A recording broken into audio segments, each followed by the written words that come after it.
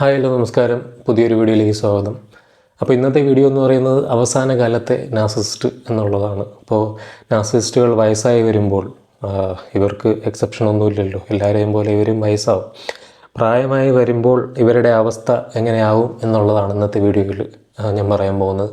ഇത് കർമ്മയാണ് എന്ന് വിശ്വസിക്കാൻ താല്പര്യമുള്ളവർക്ക് അങ്ങനെ വിശ്വസിക്കാം. നിങ്ങൾ ഒരിക്കലും തെറ്റി പറയില്ല. നാർസിസിസ്റ്റിക് വിക്റ്റിമായിട്ടുള്ളവർക്ക് അങ്ങനെ വിശ്വസിക്കാം.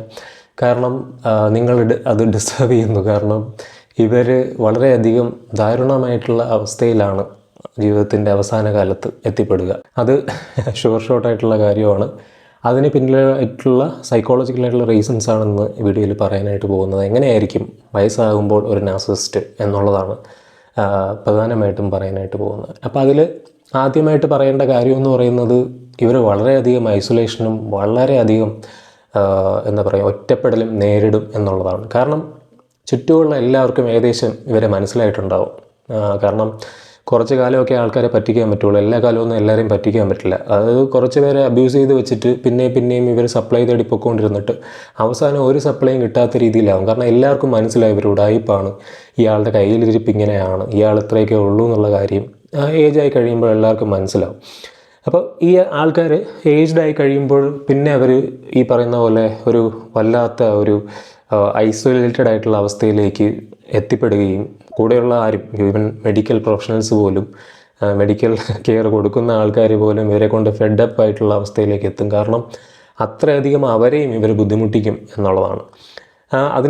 അതുകൊണ്ടാണ് പലപ്പോഴും ഈ ആൾക്കാർ പണ്ടത്തെ കാലം അങ്ങനെയായിരുന്നു, പണ്ട് ഞാൻ ഇങ്ങനെയായിരുന്നു, പണ്ട് എനിക്ക് എത്രത്തോളം വില തരുമായിരുന്നു എന്നൊക്കെ ഇങ്ങനെ പറഞ്ഞുകൊണ്ടിരിക്കുന്നത്.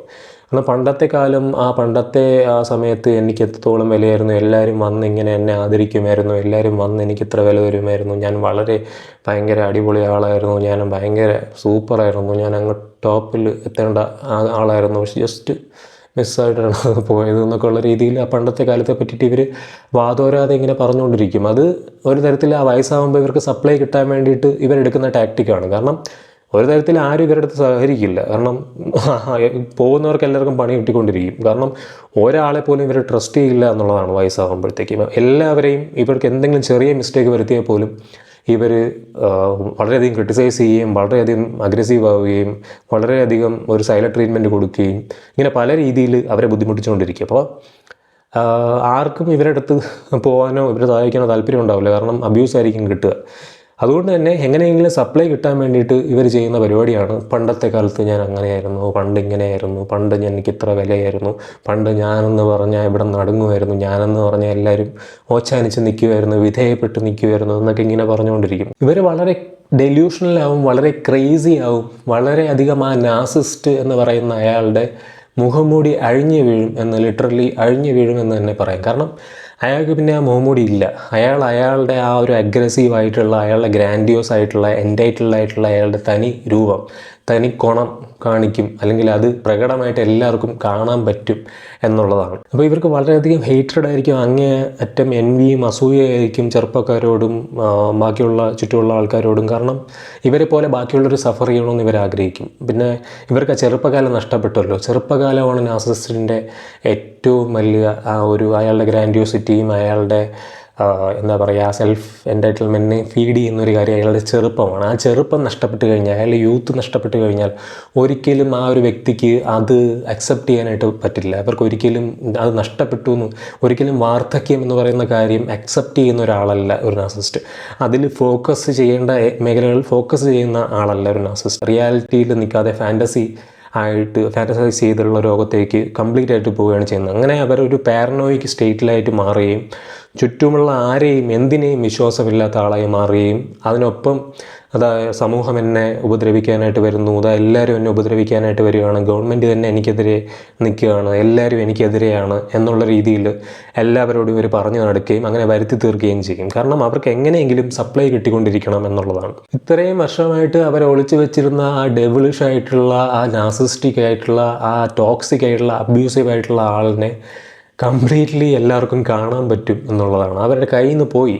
അപ്പോൾ അത് കയ്യിൽ നിന്ന് പോയ അവസ്ഥയിൽ വളരെ നെഗറ്റീവായിട്ടും അബ്യൂസീവായിട്ടായിരിക്കും ഇവർ ഉണ്ടാവുക. അതിനൊപ്പം തന്നെ ഇവർ വളരെ എക്സ്ട്രീംലി പാരനോയ ഉള്ള ആൾക്കാരായിട്ട് മാറും എന്നുള്ളതാണ്. അപ്പോൾ ഈ തൊട്ടടുത്ത ആൾക്കാർക്ക് എന്തുകൊണ്ടാണ് ഇവരെ സഹിക്കാൻ പറ്റാത്തതെന്ന് വെച്ചാൽ അവരെല്ലാവരും എൻ്റെ സ്വത്തുക്കൾ തട്ടിയെടുക്കാനായിട്ട് വരുന്നവരാണ്, നിങ്ങൾ അതുകൊണ്ടാണ് എൻ്റെ അടുത്ത് നിൽക്കുന്നത്, അങ്ങനെ നിരന്തരം ബ്ലെയിം ചെയ്യുക. ചെറിയൊരു മിസ്റ്റേക്ക് നിങ്ങളൊക്കെ ഭാഗത്തു നിന്ന് വന്നാൽ പോലും നിങ്ങളെ ഏതൊക്കെ തരത്തിൽ ഉപദ്രവിക്കാൻ പറ്റുമോ, ഏതൊക്കെ തരത്തിൽ അബ്യൂസ് ചെയ്യാൻ പറ്റുമോ അങ്ങനെയൊക്കെ അബ്യൂസ് ചെയ്യുക, മാനിപ്പുലേറ്റ് ചെയ്യുക, നിങ്ങളെ വളരെയധികം ട്രിക്കി ആയിട്ട് മാനിപ്പുലേറ്റ് ചെയ്യുക. പലപ്പോഴും ഇപ്പോൾ ഓൾഡായിട്ടിരിക്കുന്ന ആൾക്കാരിൽ, നാർസിസ്റ്റിക് ആയിട്ടുള്ള ആൾക്കാരിൽ ഇത് വളരെ പ്രകടമായിട്ട് കാണാൻ പറ്റുന്നൊരു കാര്യമാണ്.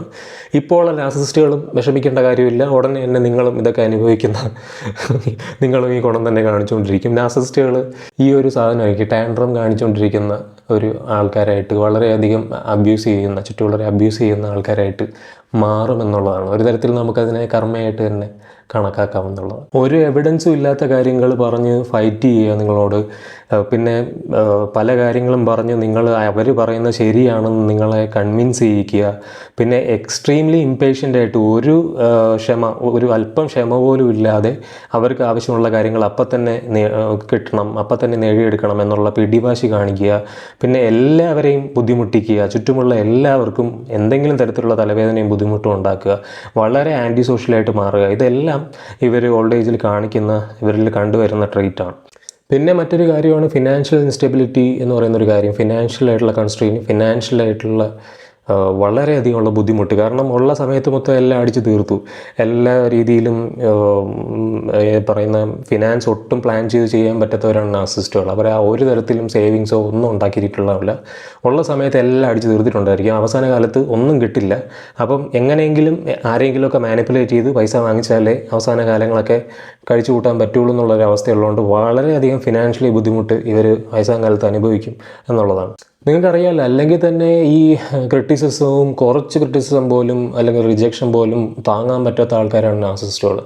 അപ്പോൾ ഇവർ എക്സ്ട്രീംലി വയസ്സാം കാലം കൂടെ ആയിക്കഴിഞ്ഞ് കഴിഞ്ഞാൽ, വയസ്സായി വന്നു കഴിഞ്ഞാൽ, ഓൾഡ് ഏജും കൂടെ ആയിക്കഴിഞ്ഞാൽ ഭയങ്കര അധികം അഗ്രസീവായിട്ടും ഭയങ്കര അധികം ബുദ്ധിമുട്ട് ഉണ്ടാക്കുന്ന രീതിയിലും മാറുമെന്നുള്ളതാണ്. കാരണം ഇതൊക്കെ വളരെയധികം കൂടി വരും, ഈ പറഞ്ഞ കാര്യങ്ങളൊക്കെ വളരെയധികം എക്സ്ട്രീമായിട്ട് വരും ആ സമയങ്ങളിൽ. പലപ്പോഴും ഈ ഒരുപാട് ഓൾഡ് ഏജ് ആയിട്ടുള്ള നാർസിസ്റ്റുകൾ വളരെ യങ് ആയിട്ടുള്ള സ്ത്രീകളെ വിവാഹം ചെയ്യുന്നതൊക്കെ പലപ്പോഴും നിങ്ങൾ ശ്രദ്ധിച്ചിട്ടുണ്ടാകും, നിങ്ങൾ അറിയുന്ന കാര്യമായിരിക്കും. ചിലപ്പോൾ വിവാഹം ചെയ്തില്ലെങ്കിൽ പോലും ഇവർ ഓൺലൈൻ വഴിയോ ഇവർക്ക് ചിലപ്പോൾ കിടപ്പായിരിക്കും, അല്ലെങ്കിൽ ഇരിക്കുന്ന ഇരിപ്പായിരിക്കും, വീൽ ചെയറിലായിരിക്കും ഇരിക്കുന്നത്, അല്ലെങ്കിൽ എണിച്ച് നടക്കാൻ പോലും പറ്റാത്ത അവസ്ഥയായിരിക്കും. പക്ഷേ അവിടെ കിടന്നുകൊണ്ട് ഫോൺ വഴി ചില ബന്ധങ്ങളൊക്കെ ഉണ്ടാക്കാനും യങ് ആയിട്ടുള്ള ആൾക്കാരുമായിട്ട് അവരെ സപ്ലൈ ആക്കി വെക്കാനും, ആ രീതിയിൽ അവരെ ഞാൻ യങ് ആയിട്ടുള്ള ആളെന്ന രീതിയിൽ സംസാരിക്കാനും, അവരിൽ നിന്നും ഏതെങ്കിലും തരത്തിൽ ഫിനാൻഷ്യലായിട്ടുള്ള കാര്യങ്ങൾ നേടിയെടുക്കാനും ഒക്കെ ഇവർ ആ അവസ്ഥയിൽ തന്നെ ശ്രമിച്ചുകൊണ്ടിരിക്കും എന്നുള്ളതാണ്. കാരണം അവർക്ക് ഓൾഡായി എന്നുള്ള കാര്യം അക്സെപ്റ്റ് ചെയ്യേണ്ട, അവർ ആ യങ് ചാമിങ് ആ ഒരു ഭയങ്കര പ്രഭ ചൊരിയുന്ന നാർസിസ്റ്റാണ് ഇപ്പോഴും അവരുടെ മൈൻഡിൽ. പിന്നെ വയസ്സായി കഴിയുമ്പോൾ വളരെയധികം ഹെൽത്ത് പ്രോബ്ലംസ് ഇവർക്ക് ഉണ്ടാവും എന്നുള്ളതാണ്. കാരണം ഈ ഫിയർ ഓഫ് വൾണറബിലിറ്റി എന്ന് പറഞ്ഞ കാര്യം ഉള്ളതുകൊണ്ട്, ഇവർ എക്സ്പോസ്ഡ് ആവും എന്നുള്ള പേടിയുള്ളതുകൊണ്ട് പലപ്പോഴും ഇവരുടെ ഹെൽത്ത് എന്ന് പറയുന്ന കാര്യത്തിൽ ഇമ്പോർട്ടൻ്റ് ആയിട്ടുള്ള കാര്യങ്ങളെല്ലാം ഇവർ അവോയ്ഡ് ചെയ്യുന്ന ആൾക്കാരായിരിക്കും. പലപ്പോഴും ഡോക്ടേഴ്സിൻ്റെ അടുത്ത് പോകില്ല, തെറാപ്പിസ്റ്റിൻ്റെ അടുത്ത് പോകില്ല. കാരണം ഇവരുടെ കാര്യങ്ങളൊക്കെ എക്സ്പോസ്ഡ് ആവാൻ സാധ്യതയുണ്ടല്ലോ, വളരെയധികം കൂടുതലാണ്. ആ ഒരു എന്താ പറയുക, അവരുടെ വൾണറബിലിറ്റി എന്ന് പറയുന്ന ഒരു കാര്യത്തെ അവർ പേടിക്കുന്നതുകൊണ്ട് തന്നെ പലപ്പോഴും ഈ പറയുന്ന കാര്യങ്ങളൊക്കെ ഇവർക്ക് മെനയായി മാറാറുണ്ട് ലൈക്ക് ഓൾഡ് ഏജ് ആകുമ്പോഴത്തേക്ക്. അപ്പോൾ കാരണം ഇവർ ഈ മദ്യപാനശീലം, സബ്സ്റ്റൻസ് അബ്യൂസൊക്കെ ഉള്ള നാർസിസ്റ്റുകൾ ഓൾഡ് ഏജ് ആകുമ്പോൾ ഓൾമോസ്റ്റ് വെടിതീർന്ന അവസ്ഥയിലായിരിക്കും, ഒന്നിനും കൊള്ളാത്ത അവസ്ഥയിലിട്ട് മാറും.